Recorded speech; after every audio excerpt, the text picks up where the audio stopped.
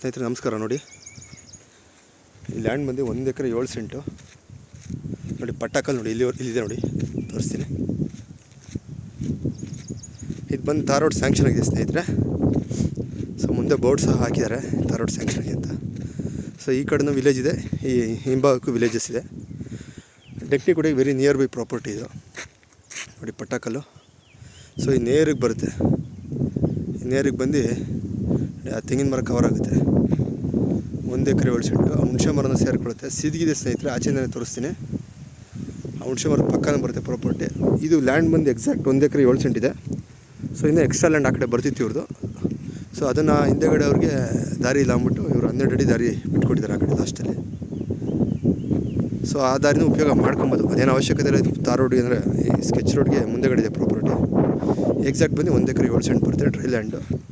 So bore current ಏನಿಲ್ಲ. So very nearby ಡೆಂಕ್ನಿಕೋಟೆ.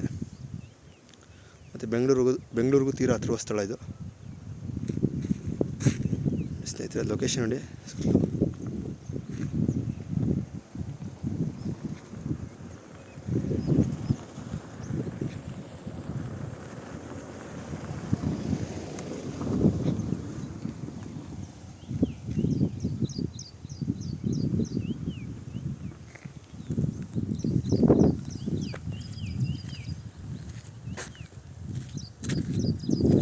ಇವರು ಎಕರೆ 50 ಲಕ್ಷ ಹೇಳ್ತಾ ಇದ್ದಾರೆ.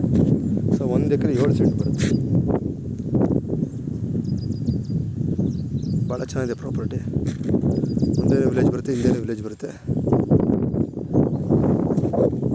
ಡಿಸ್ಕ್ರಿಪ್ಷನಲ್ಲಿ ನಂಬರ್ ಹಾಕಿರ್ತೀನಿ ಸ್ನೇಹಿತರೆ. ಇಂಟ್ರೆಸ್ಟ್ ಇರೋರು ಕಾಂಟ್ಯಾಕ್ಟ್ ಮಾಡಿ.